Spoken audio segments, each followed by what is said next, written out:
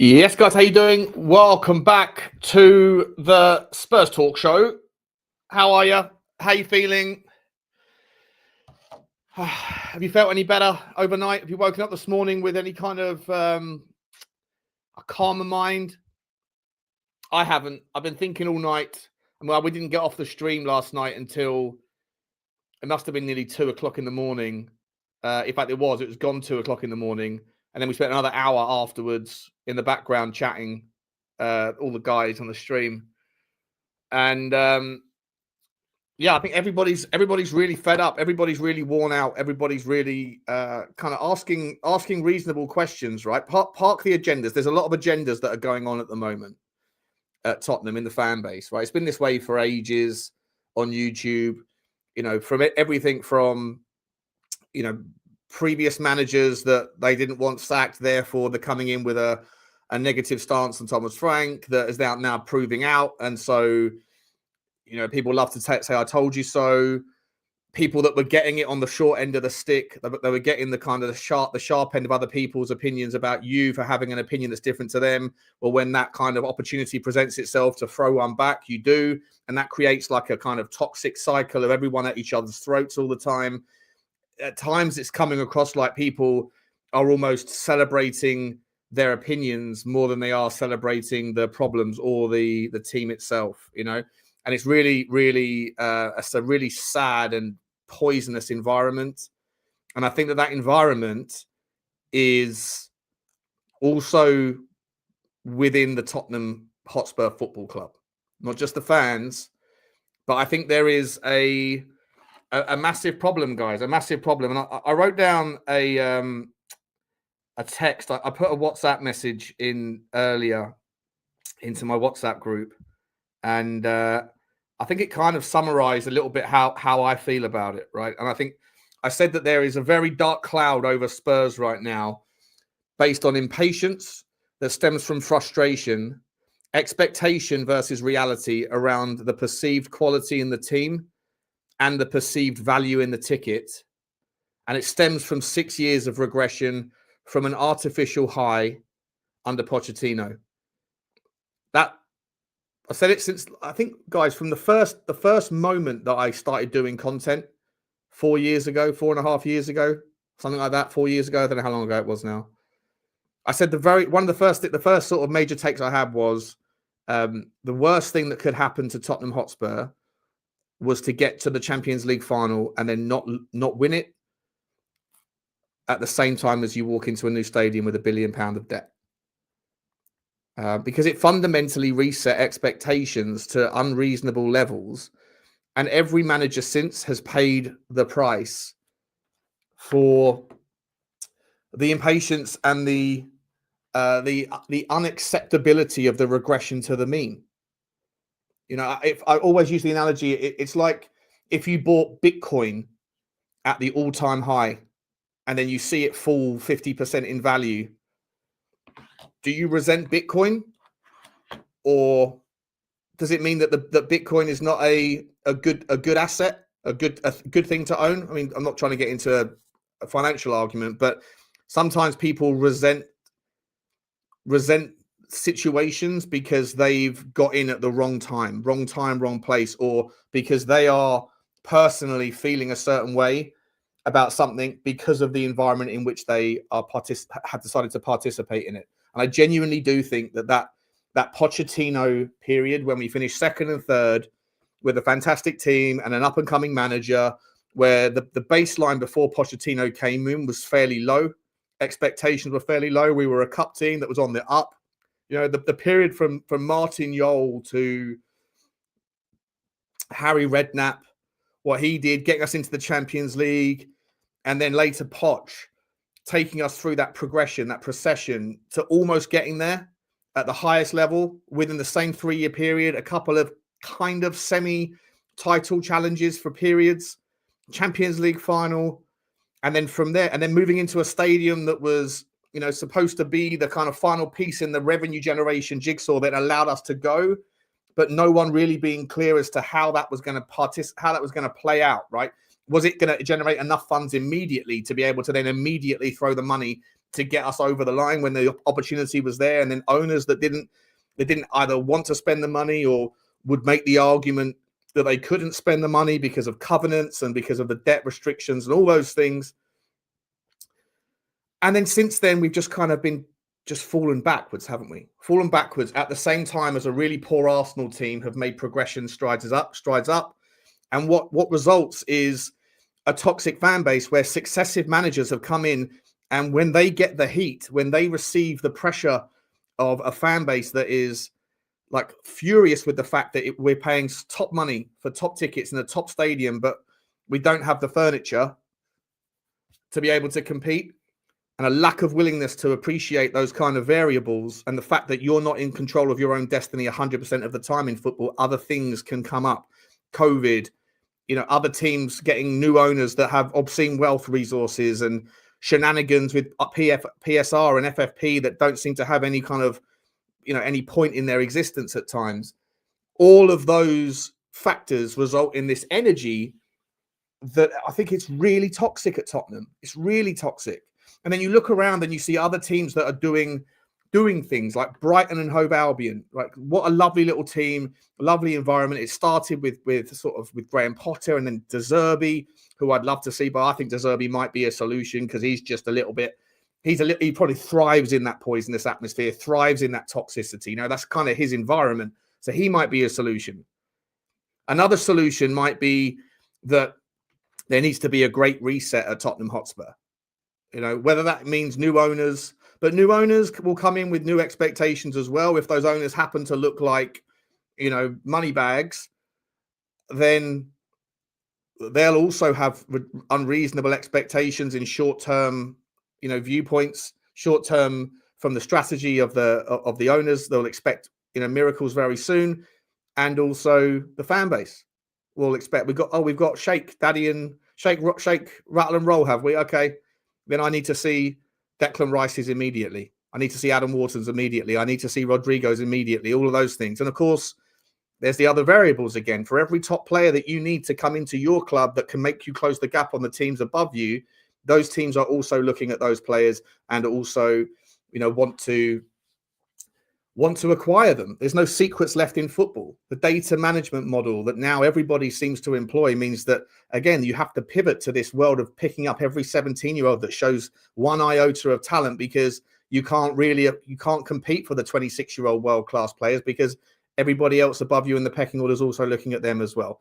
It's a really, really poor environment. And I'm not sure of the solution, but I'd love to chew it through with you, because I feel like there needs to be a factor. Somehow the solution for me is not just to go with another manager after another manager after another manager. You can see Thomas Frank is getting prickly with the press. You can see it. He called out the not real Tottenham fans to have a crack at, and he might be right, or maybe he should have said it's short-sighted. Does it really help? Your goalkeeper's already a bit vulnerable. He's under the pressure. He's not the best when it comes to coping with pressure. And then he feels like the wave, and he's got to stand 15 yards, 10 yards from people that are booing him and talking about him, screaming and shouting at him when the ball's down the other end of the pitch. All this in his ear. Does it help? No. Is it stupid? 100%. Is it understandable from people that are pissed off, that they want to vent and shout and let everybody know that it's not good enough? Yeah, it's understandable. A lot of things that are stupid are understandable at times, A lot of things that are stupid are understandable.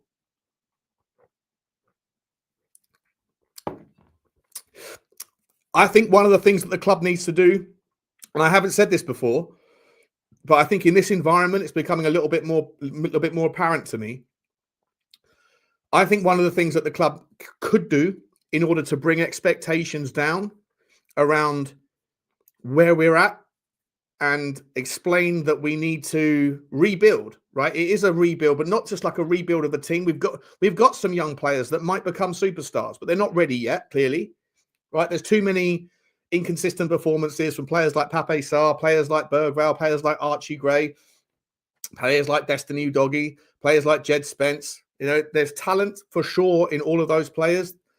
Odebear, Mathys Tel, whatever.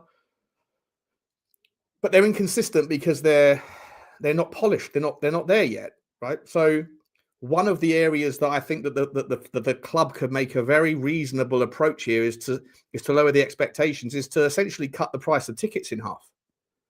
You know, they're already seeing that they can't sell the tickets. There was like 5,000 seats that were still, or 8,000 seats or something madness was on the exchange, right? I always said before, it's a game of supply and demand economics. The prices will remain high as long as someone's willing to pay them. But clearly no one is willing to pay for these tickets at the moment. People are giving away tickets for free on Twitter. You know, they're giving them away for free because they're not going to sell them on the exchange. And, you know, they say, well, look, at this rate, I'd rather have some families, a pair, like a dad and his son or whatever, dad and his wife or whatever, go to the game for free, as long as you've got the CRM thing, than not go at all because you're still forced to pay 80 quid on the exchange for a ticket that no one wants. You know, the fans are coming together in that regard and saying, look, you know, I'm not going to use them, so have at it, kids. You know, see if you go and enjoy yourself. I think the club need to look at the situation with the fan base right now and realise that changing the next manager, and I'm not saying that Thomas Frank should or shouldn't go, because that's a decision that the club will make, and I think we have to talk about whether he's the right guy for the job anyway. But what I'm saying is that nothing will change at the football club if the next guy comes in. Even if you go and spend 200 million quid in January and bring in Ademola Lookman and I don't know, whoever, right? You go and bring in Edison as well. It's not, people make out to me, it's a madness where it has to be one or the other. It's either Frank is the problem, he's not good enough, or Frank isn't the problem, the players are shit. Like, the players are not that bad. We have some very top players in our squad. We don't have enough.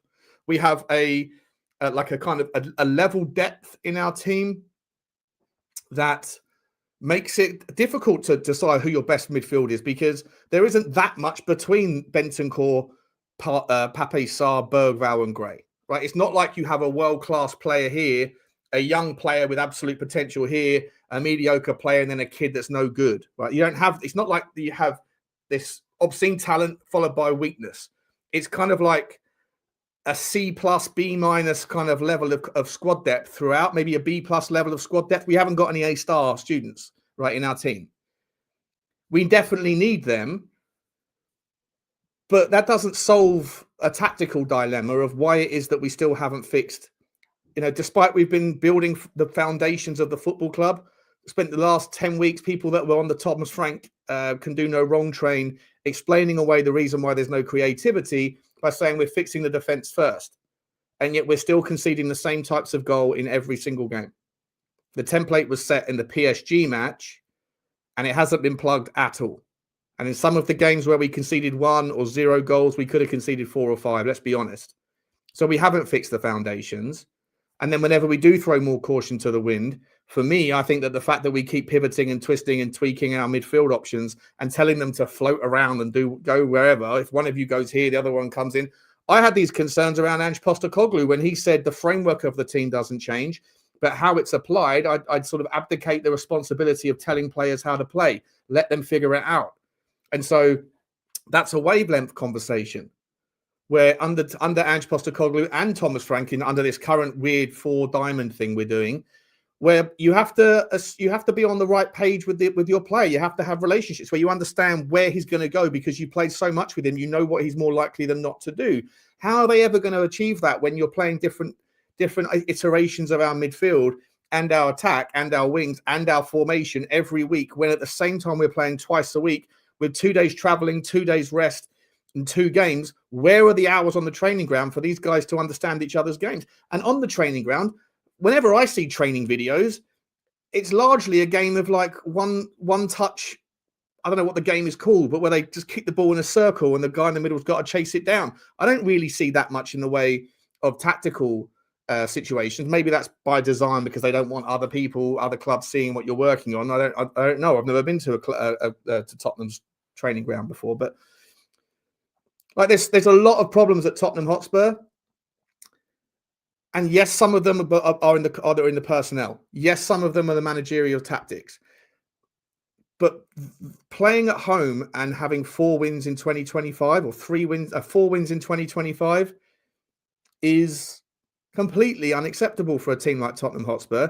And it's not like Tottenham Hotspur's squad is a relegation fodder team just because we finished 17th last year, when we heard that the excuse and the justification from the horse's mouth was a deprioritization to focus on the thing that Tottenham Hotspur had told Ange Postecoglou was the priority, to win a trophy. So he did what he did to win it. That's his argument, whether you believe it or otherwise, was what he said.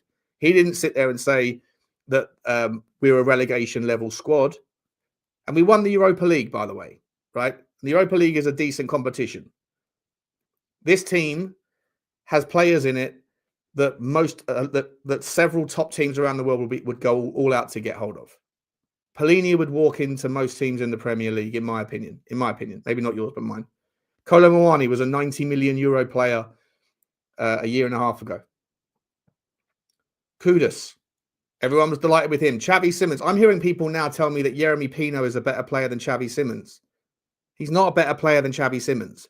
The difference is that Xavi Simons is playing in a toxic environment where everybody's at each other's throats entirely, right? Not just the fans, the players. Last night, Pedro Porro screaming at Berghvall. Like, it's not a happy dressing room. It's not a happy dressing room because the results are shit. It's not a happy dressing room because the fans are at each other and at the various players. It's not a happy dressing room because we don't seem to have an understanding or time to figure out when one person moves left, does that mean I move right? Or should I fill into the 6 when Pellegrini finds himself in the 10? Madness. And it's not a happy dressing room when you probably look at that game and think, over the 90 minutes, Tottenham were probably the better team, right? In terms of attacking opportunities, and if it wasn't for silly mistakes, sloppy mistakes from a guy who, once he engages his brain, always melts like an ice cube, in the most important position on your pitch, where you need mentality monsters and you need people that are calm under pressure. You can't have a goalkeeper in your team who melts under pressure and expect to achieve good things. You can't. But is he the priority in January? No. Does Kinsky fill me with any more hope? Absolutely not. So there's lots of things about these problems that are not Thomas Frank's fault. But I tell you what, Thomas Frank is starting to react the same way that Ange did, prickly, because in their mind, they are feeling like they are on the receiving end of criticism and impatience and frustration that didn't start with them. It didn't start with the guy before them. It didn't start with the guy before the guy. And it didn't start with the guy before the guy before the guy. It started from the Champions League failure in 2019. That's when it started. Expectations jumped well above normal. And then ever since then, we've regressed to the mean, which was an absolute guaranteed outcome. We were nowhere near that stand. We were not a Champions League potential winning team. Even though we were a good team at then, we were nowhere near it. That season, we had a very sort of up and down season relative to our own sort of short-term standards. The following season, Pochettino, just felt like he was, frustrated or didn't, maybe he got too big for his boots, whatever. We'd done this for so long, and then we had this crescendo, and then there was a rug pull, to use the cryptocurrency. It flew up, parabolic, and then there was a rug pull, and most of the fan base bought the top. They paid for the top, and then we went back down here. How do we get the fans to reset their expectations? I think one way is to start by slashing the prices of the season tickets and the tickets and reflect a team that is more in line with a project team. Let me know your thoughts. Let's have a chat. Let's say hello to the chat. That's a 20-minute monologue. Now I'm going to come to the chat. Please do smash the like button, guys, for me. Hit the subscribe. At 2:30, we're going to go over to Johnny and myself on Football Inc. and talk about that. We'll talk about the other games. Man United have it looks like they're about to win against Palace, 89th minute. Having gone one goal down. Let's see what the chat's saying. But afternoon, Johnny boy, good to see you. Sean's hat has been eviscerated. Must have been the steam from yesterday's shit show. Yeah. If Frank goes, what then? Rinse and repeat. We must give a coach at least a couple of seasons to implement his way. I like him, but we must be patient. Big up, Rob. Hope you're okay, mate. I've seen you for a while. What's that? Why's that so big? Let's go back to that one, shall we? Well, look, I don't think anything's going to change if you change the manager. Right? The next manager is going to come in and he isn't a miracle worker. What you kind of need, if nothing else was to change at the football club, obviously you need to bring in some great players, right? But for me, I sit there and I wonder whether or not spending money in January with a manager that you presume is going to be here. I presume he's still going to be here in January. And on that presumption, but know full well that unless things drastically change, he won't be here next season. Then do you want him deciding on the players that we are going to spend a big chunk of money on, that money might be better spent in the summer, added to other money? So if we had £100 million in January, just for argument's sake, I have no idea what we have to spend, but let's just say it was £100 million. Then do you want to give it to him just for him to get sacked by February? And then you might end up with players that are in the that are the wrong, square pegs for round holes. If you were to pivot back, who do you go to between now and next summer anyway? And in next summer, do you want to bring back Pochettino after the World Cup? If so, that presents its own problems, by the way, because the World Cup doesn't finish until late July. So if America were to get to the knockout stages, I don't know if they will, but if they were, preseason tour starts very, very, I think it's later than usual because of the World Cup, but you're going to need to have players in. Are you going to have an idea of who you want? Maybe you make the decision beforehand, right? Maybe you say to Poch, if that's the guy you want, guys, let me know who you want. Let me know in the chat. What's people saying in the bottom there? Will Poch make it to the World Cup? I think he will, RB. I think he will. I'll take the Flamengo manager. Yeah, but acclimation and assimilation, right? What about that? Who was that geezer who won? I can't think of his name. Who won five trophies back to back at River Plate? Begins with an M. Hang on, let me find it. River Plate manager. Gallardo, Marcelo Gallardo, right? Is he going to come over and smash it out of the park? It's all that kind of assimilation, acclimation thing, life in a new country. Sometimes it works, sometimes it doesn't. But nobody else has gone for someone like him before. Let me get a couple of super chats and I'll catch up with the chat. Roy Viken, big up to you. He says, I'm really starting to get fed up. And the worst part is that I don't see any good solutions on how to fix it. Well, like I say, I think that, listen, the prices of the tickets are not going to affect whatever it is, 10 million fans around the world. They're going to affect about, probably 200,000 people of which, either are members, season ticket holders, or a regular kind of people in the area that go regularly. I know it probably would hurt the club by about, I would imagine it probably hurt the club by a good few million, 10, 15 million quid a year. But you know what? You could replace that with a stadium naming rights deal, right? Because I think a lot of look how good Crystal Palace look. I know they're losing today against the Dusty United team, but generally speaking, look how good they look. And if they do lose today, Crystal Palace are not going to boo their team off the pitch. Crystal Palace play lovely football. Jeremy Pino is not a better footballer than Xavi Simons. Okay, he isn't. Ismail Sarr is not a better footballer, in my opinion. Maybe it's debatable. I think it is actually debatable, but mainly because of the recent form, than, say, Mohamed Kudus.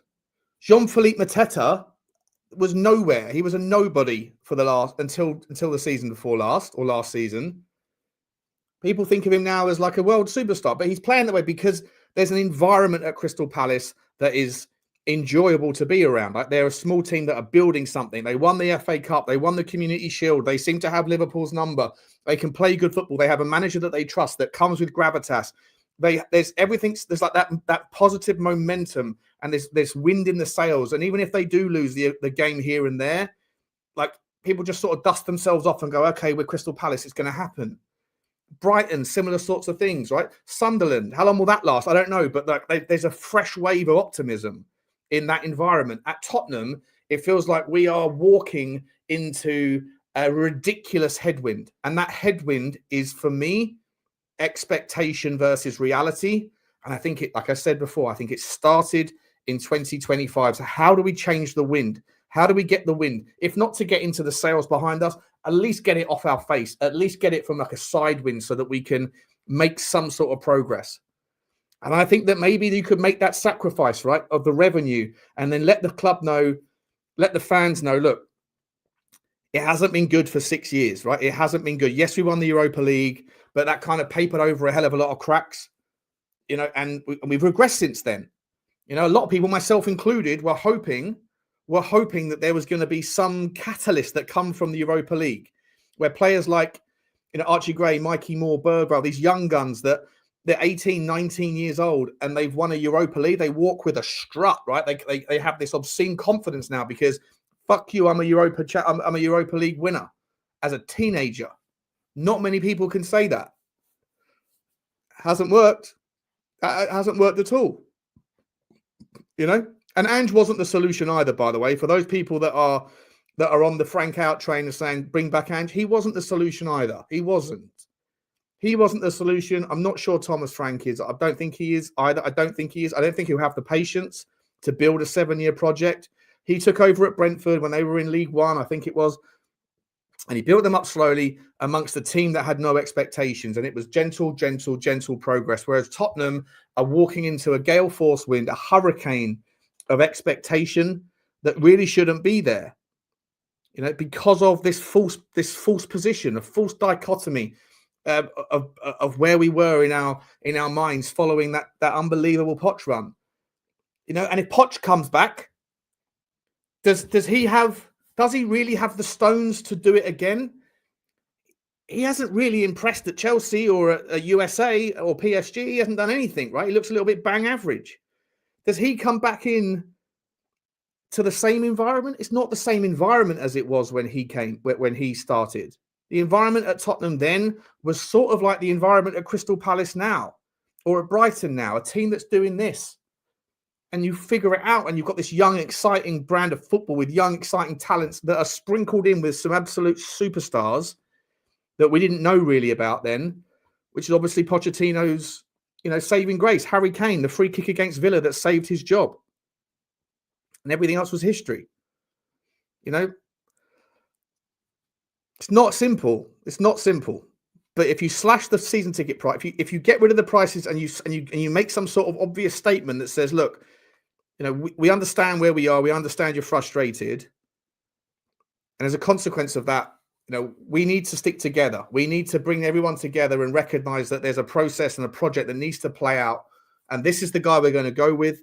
We want to bring him back. We're going to give him some years. We have absolute faith in him, but we need your patience. And we can't expect you to be, you know, to be paying for steak and getting a burger, I guess, right? So I know that people are going to call me, you know, a hypocrite for that, because that's not what I've said before. But my argument previously, and it still stands, is that if people are willing to pay the prices, then it's demand and supply economics. It's just business. But now they're not. Like, they're not willing to pay the prices anymore. That's clear. Let me get the other super chat, and I'm going to come check the chat. Hey, Sean, Rabbit Hole Ramblings. Big up to you, mate. He says, I think the new stadium is on top of some ancient burial ground, sucking the energy out. Levy absorbed all the pressure. Listen, Levy's absence, I said it would create a vacuum. You know, when I meant vacuum, I meant the vacuum of responsibility, of accountability. Look, he did a lot of people's jobs, right? Because he couldn't take his hands off the reins. Thank you for the super chat, and thank you for yours as well, Roy. I think he took a lot of the heat. He also did a lot of people's jobs. And him going, a lot of people need to step up. But unfortunately, if he was still here, Thomas Frank wouldn't be getting the heat that he did. Thomas Frank would still end up being the victim, because every owner ends up using the manager as a shield to protect themselves from criticism. You know? Manchester United have just won. So we're now 11th in the league. Sean, did you watch when the players were off to the tunnel? This clueless moron needs to be sacked as soon as possible. He has lost the dressing room. Well, look, losing the dressing room can manifest in many different ways, right? It doesn't have to be arguments and squabbles, although we're seeing that right now at Tottenham. Not for the first time. We saw it against Chelsea with Jed Spence and Udogie and Van der Ven. Yesterday, we saw the public spat of Pedro Porro and Berghvall. I mean, that's 5 of your starting 11 that have all had visible in front of the fans arguments. I'm sure arguments happen all day long in the dressing room. I'm sure there's cliques. I'm sure there's squabbles. I'm sure there's fights, but they figure it out, right? You don't often see tantrums and representations in front of the public as much as you have at Tottenham in the last couple of seasons. Ange Postecoglou fighting with the fans on I don't know, was it like 7, 8 different times last season? This season, well, I've just gone through what we've seen. There'll be more to come. There'll be more to come. What a moron you are. Am I a moron? What have I said? You talking about me? Talk to me, Tottenham, Trev. Talk to me, bro. What are you saying? I don't mind if you call me a moron. I am a moron a lot of the time. But I'm just giving my opinion. That's what we do here. That's what we do. But if you want to talk to me, you at least got to subscribe. Guys, smash the subscribe button. If you want to listen, if the chat opens up to everybody as soon as you hit the subscribe, if you haven't already, we're on the march to 40k. It's taking a long slog. Smash the like button as well. Appreciate you guys giving me your time this morning. Like I say, we've got 25 minutes or so. Then we're going to jump around to Football Inc. and talk about it as well. Going to get Johnny's take because Johnny's going to be an interesting one to listen to this morning. He's had a really shit couple of days. So in personal life stuff, I won't share that unless he wants to. Why? But the reason why he wasn't at the game yesterday, he wasn't on streams and stuff, is because of some pretty stressful stuff that's happened in his personal life. So, be kind and considered when you if you come across to Football Inc. and the same on Spurs 5, because I know he's obviously got his takes right now. Oh, not me. Okay. Cool. Yeah, so just be a little bit sensitive with Johnny because he's had a fucking shit week. But I do want to hear his take though, because obviously he's been someone that's been fairly on the, he was very, very much on the Ange outside and very much on the Thomas Frank in thing. I think he's reasonable enough to say that it's not good. And I think all of us are fatigued by this cycle, aren't we? I think all of us are fatigued by this cycle. Have I? Listen, appreciate you saying that, man. But look, things change very quick. I realized when about halfway through my 4-year spell on YouTube, I realized that the Daniel Levy thing was like a hill that I had been placed on by other people, because I was rolled out into other people's channels whenever there was a Levy debate or whatever, and I would debate Lubo or I would debate Brian Daigle or whatever else. And it wasn't so much that I gave a shit about Daniel Levy personally. He doesn't even know I exist, right? But it was because I didn't like the logic in which they always ended up with their arguments. It was a lot of kind of fitting the narrative to suit the agenda. And obviously, there's always two sides to the story. So, and I just, I'm a contrarian. I like the debate. It's fun. It's fun for me. But I did realize that, especially when that Eze thing happened, when Eze went to Arsenal, the amount of hate that I got that night, I was like inundated with the worst abuse you could imagine. About my dog really upset me. Not about me. I can give a fuck what people think about me, but about my dog was horrible, right? And I realized then that you're just an accessible. You're like someone that's, if you represent an argument, if you represent an opinion or a side, then you're just like the accessible punch bag when they're not really angry at you. They just can't get to Daniel Levy. And so in my scenario, right? But the same thing happens with Thomas Frank and Ange Postecoglou and everything else. Right? So I realized, like, what? It's like, just don't attach yourself to your opinions too much. Have your opinions, but don't like draw a line in the sand and sort of say, I'm right and you're wrong, because football is a game that things change so quickly. They change so quickly, and one minute you think you're and if you take that opportunity when you think you're right to tell everyone else they're wrong, people won't forget and they'll come right back at you the second that it changes, and it will change. So I feel like I'm always going to have my opinions, but I'm certainly not going to sort of die on the hill of them. I'll always respect the fact that if people don't see it through the same lens as you do, that's cool, right? That's cool. There's a reason why they think the way they think, and people should, in an ideal world, respect everyone else's opinion. They don't know, right? People don't. A lot of people, I don't know, just think that opinions are facts or whatever, and they're not. So, but yeah, with our current situation, guys, like I thought we played quite well in the second half last night. I did, but the damage was done. And like I say, you can't it's not Thomas Frank's fault that there's bozo moments that happen, but it is Thomas Frank's fault that he hasn't fixed the setup of the team, especially when we've been building the foundations of the defense for the last 5 months. When we have trained, we've been doing that. That's what he said, right? Rome wasn't built in a day, and that we're focusing on that stuff first because we conceded so many goals last year and we finished 17th. Well, we're conceding just as many goals. We've conceded more goals after 13 games under Thomas Frank than we did under Ange Postecoglou, right? So he hasn't fixed anything, but also he hasn't observed the template that has emerged on how to beat Tottenham. That is, to me, a problematic thing. Like, you get to the byline and you pull it back to the edge of the box, and there's always space there. We concede so many goals from outside the box. It's ridiculous. It's ridiculous that hasn't been fixed. And you know what? As I said before, there's got to be some tough conversations. I love Pedro Porro. I love his energy. I love his fight.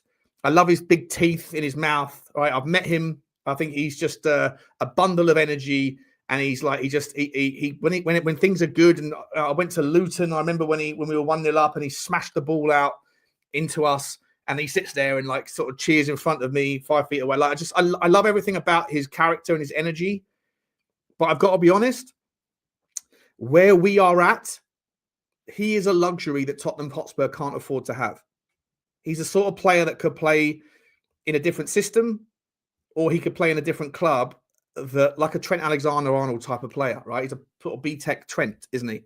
Very good passer when he's on it, but all the vulnerabilities that Liverpool can kind of soak that up because they had all that talent last season and the previous years under Trent, they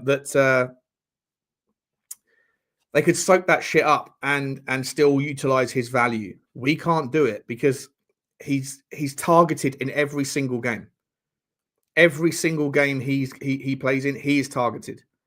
And every single game we concede a goal that either comes from him being beaten, or if he's not beaten, because we drag other players out, defensive midfielders from the double pivot, to go and support him in a one-on-one situation that then allows their left wingers to move the ball into the center, or because we expect the ball to go down our right-hand side, down the left-hand side, because we know that that's where they're going to target, then there's loads of space on their right, on our left, and then they can switch the play very quickly, and then we can hit in the same model, but on the other side. And so it's like, there's one little area of improvement. It's a painful one, but I'd sell Pedro Porro. I think you'd get decent money for him. I really do. I think you would get decent money for Pedro Porro. I think that he's a Spanish international. He's keeping Carvajal and everybody else out of the Spanish team. I think you sell him after the World Cup. If he has a good World Cup, maybe you can get 50, 60 million for him. And then you go and get a really super balanced, lovely right back that what they're going to do, right? You a player that is good going forward, but isn't necessarily exceptional. Let me shout out some of the right back. Let's have a look at it on here. Right, let's have a look on the right back options.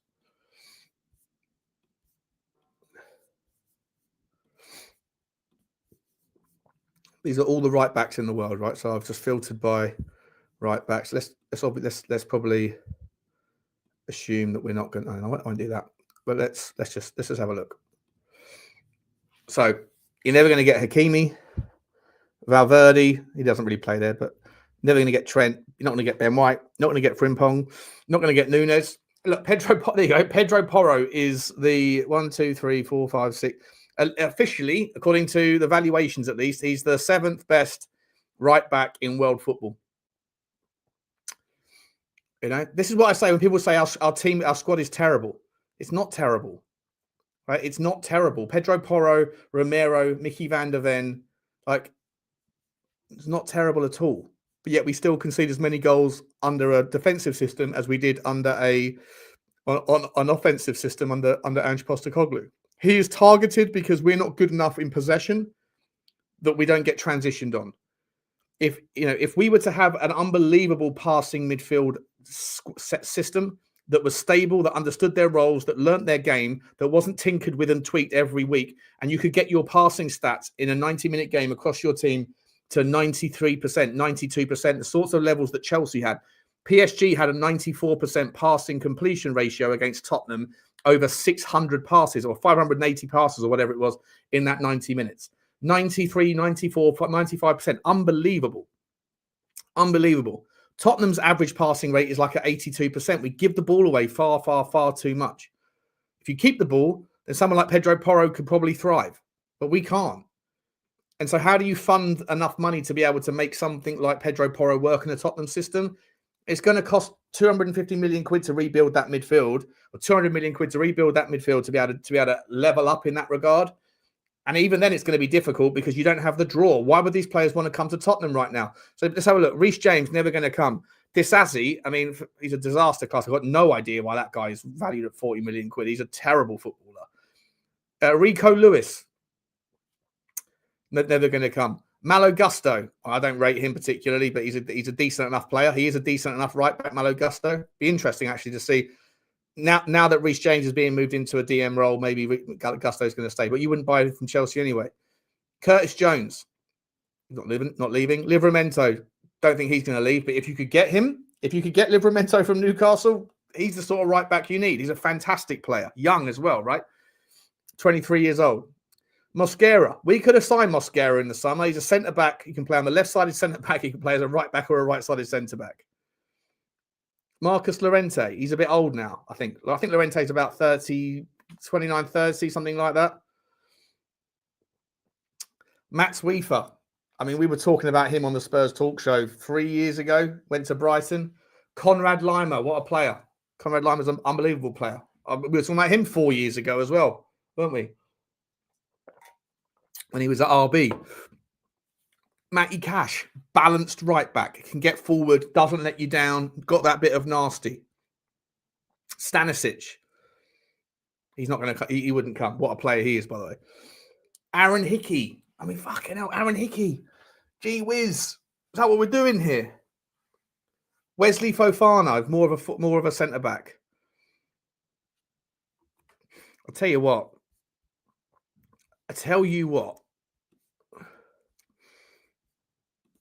Any chance you could get him out of Saudi? I don't know how much is he earning. Probably earning fucking fortunes, isn't he? He's only 31.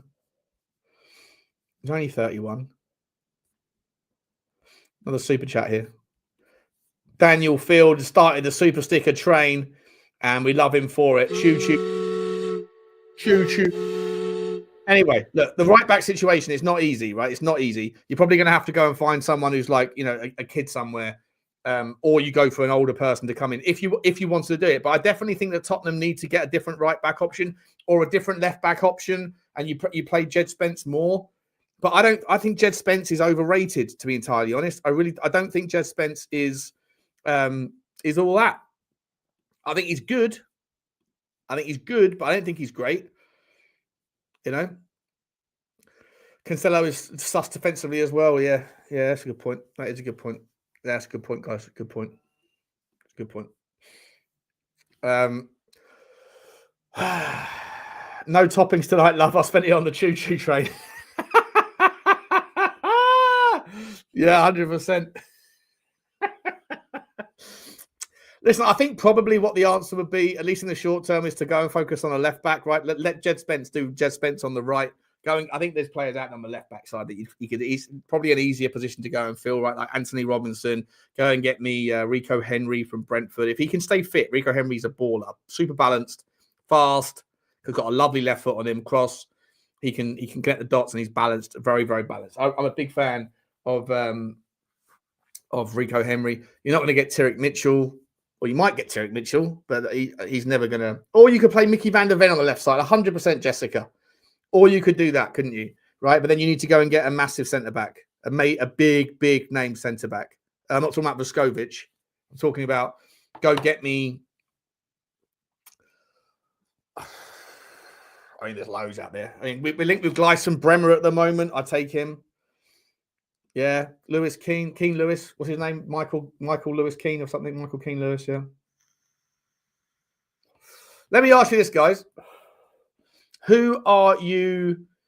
If you guys, let me put a poll up. Let me put a poll. We've only got 13 minutes, and then we're going to go over to. And I'd appreciate it if you all came with me. Go over there and let's see what Johnny's got to say as well.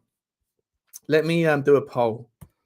I want to know where you are at with Thomas Frank this morning.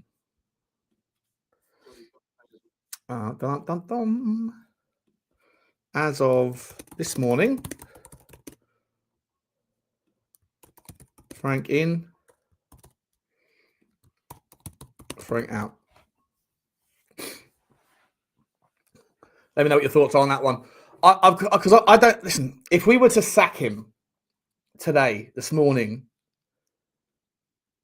where do you go? Right? For me, like, of course you would take Glasner. Of course you would, but it's going to cost monumental levels of compensation. Actually, I think has he only got one left on his contract? I can't remember. Yeah, get Jared Branthwaite. Yeah, you know what? If you could go, how about this? If you could go to two clubs, go to Everton and you go to Atalanta, and Tottenham drop 200 million quid or 220 million quid, and you get Jared Branthwaite, Iliman Ndiaye, Lookman, and Edison. Let me ask you that, guys. Those four players, two clubs, you go and drop 100 million on to Atalanta and 130 million to Everton. Everton won't want a deal, but they need money, right? They're still screwed. They've got a brand new stadium, the whole debt thing, the Friedkin Group. I've spoken to you guys about that 1,000 times. They're always on the risk and the cusp of PFP issues, FFP issues. Would you take something like that? Iliman Ndiaye.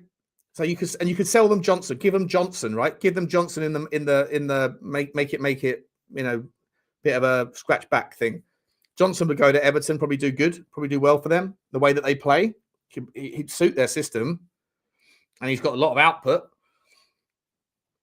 So Iliman Ndiaye, Ademola Lookman, Jared Branthwaite, and then you could do a team like this, right? Get this on the squad for you.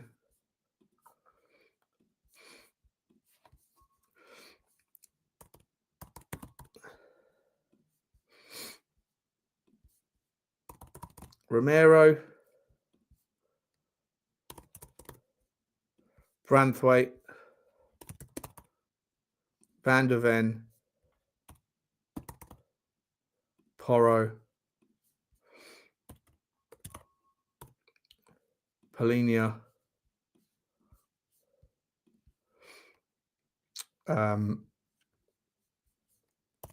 Xavi,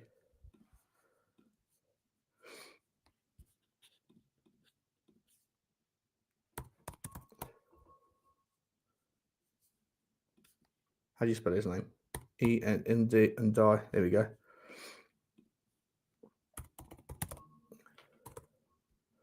Lookman and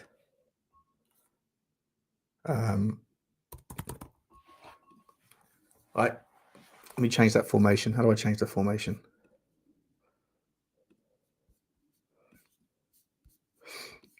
That to me is And then obviously him, donut until the summer. Or if you could go and get this guy as well. Right? If you could go and get that, to me, is a system that I think, is that on the screen? Have I even got it on the screen for you?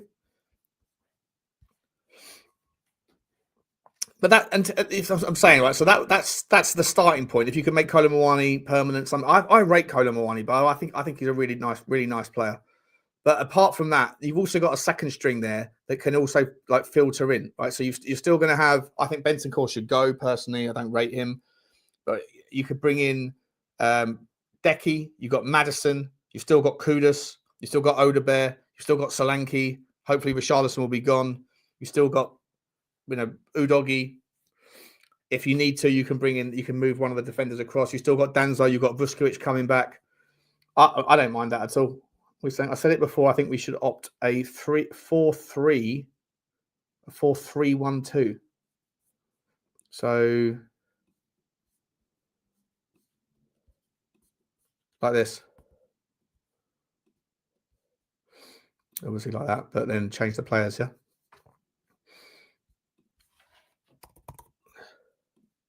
What do you think of Richarlison and Muani yesterday? Like, the thing is, if we hadn't made those stupid mistakes in that second goal in 6 minutes, it just fucked the game. It fucked the game. And to be fair to Fulham, they still tried, right? They didn't shut up shop after 8 minutes. They didn't shut up shop at all after 8 minutes. But I think if you could go and get Edison out of Atalanta, right? I think you could have like this, even if you just pick the team we've currently got, right? This to me,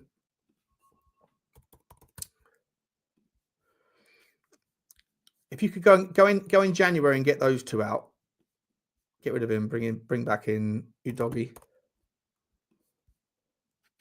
and then put Spence over there.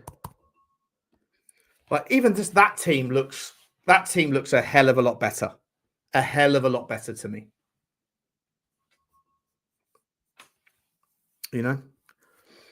But Xavi Simons not starting again yesterday. I mean, something's going on. All of the arguments and the fights. This is why I'm trying to say to you guys, like the Kelleher in net. Kelleher, yeah. Why not? Sean, would I want Ivan Toney? Yeah, I'd take Ivan Toney back, but he's not going to come, so we might as well forget about it. I would take Ivan Toney. But we had, like, yesterday, again, right? So, yesterday, where did we suddenly... We suddenly just went to this idea of just, like, banging balls into the box. We had 32 corners. 32 crosses, sorry. In the first half, 17 crosses, 0 completed, with 2 big fellas in there. Calvin Bassey, if you want to beat Calvin Bassey, you play it around him because he's a giant guy. He's fast, don't get me wrong. He's a very physical... He is a unit, by the way, Calvin Bassey. He is a fucking unit. I would argue he must be the heaviest player in the Premier League. Like, name me a heavier player than Calvin Bassey. His thighs are fucking huge. They're like twice the size of John McGinn's. He's an absolute tank of a man. He's still very physical and fast, but he's brilliant in the air. You think Harry Maguire is the heaviest in the league, Adam? This will be fun, isn't it? Let me have a look. Let me see if I can find out. Who is the heaviest? Who is the heaviest Premier League player? Who is the fattest of all them all? There we go.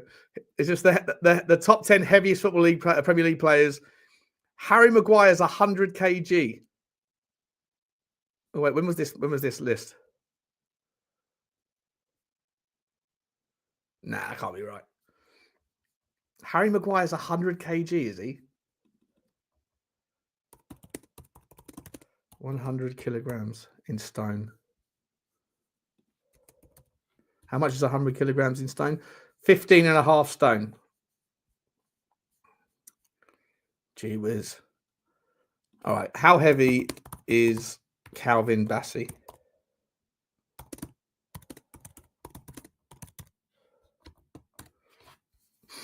$80 kilograms.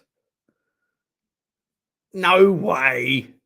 What are you saying? He's like 13 stone. Is he really? No, he's 6 foot. Bullshit. I don't buy that for a second. McGinn's ass is 100 kilograms on its own. Get Murillo instead of Branthwaite. So this is the thing, Shawn Michael. I'm just a sexy boy, sexy boy. I'm not your boy toy. Yeah, he's 6'5", isn't he? Yeah. Good point. Yeah. If you are going to keep with a frank model of defending and setup, then unless you're going to move Micky van der Ven to a left back situation, I don't think you're going to have that many situations where last night's going to play out. The only reason we played the way we did last night, we were chasing the game, and then obviously we went far too risky and then got, and Micky van der Ven was sensational yesterday, and that's where he proves his value, right? Not only is he unbelievably fast, he's very disciplined with his tackling, and he was phenomenal yesterday. Phenomenal. I thought Berghvall's second half was brilliant. I thought that cross that he put in first time to Kudus was so confident. I genuinely think that guy, if that guy can just work on his passing, I think we have I really do think that in 2 years' time, or maybe next season, the more minutes he gets, I think that Lucas Berghvall is a leader. I think he's a future captain, and I think he's an absolute baller with tireless energy and just like a fight and a spirit. We don't have enough of that around us, but he is weak in the distribution at the moment, as is Pape Sarr. Vulnerable to inconsistency. But guys, listen, I'm gonna move across to Football Inc. Thank you for spending the last hour with me. If you stay where you are, then in literally 60 seconds we will be going live on Football Inc. Like I say, Johnny's going to be over there. But I'll find out how he feels and stuff. But as I say, just be conscious of the fact that he's had a fucking shit couple of days with things in his personal life. So I will send you guys there. Thank you so much for listening to me when you go out over and speak about that and all the other games as well. So stay where you are, guys. Like, subscribe, and comment. And I appreciate you all. Bye.